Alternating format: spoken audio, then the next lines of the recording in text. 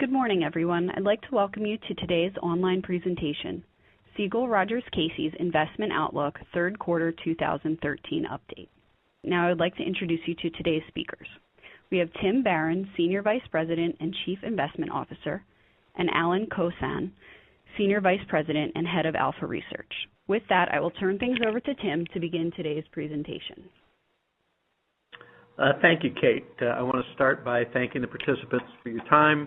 As always with these quarterly updates, we'll focus on what's different and why, in terms of our views, we think these changes might impact some of our thoughts about asset allocation.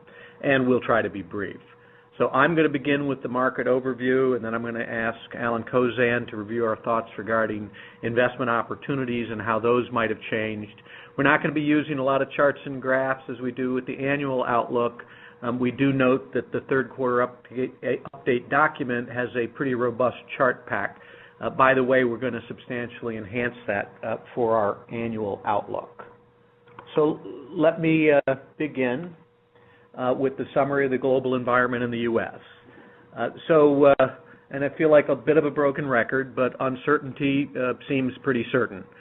We take sentiment as an example. It's up and then it's down. It was 77.5 in September and then down to 73.2 in October.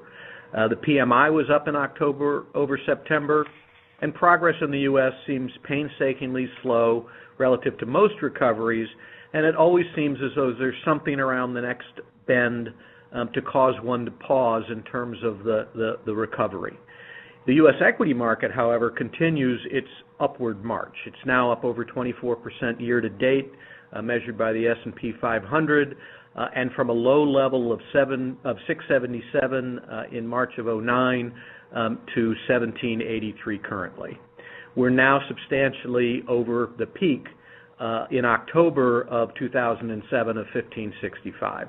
There certainly is some worry, and Alan will talk about this, about some of the frothiness in the marketplace and have things gone a little bit too far too fast. We saw today, for example, the announcement of Snapshot or declining a $3 billion purchase offer, and that's a company that has zero revenue. Interest rate increases seem to be on the horizon. The Fed seemed to test us in the summer to see how we would react to a little tapering, and the answer obviously was we didn't react very well.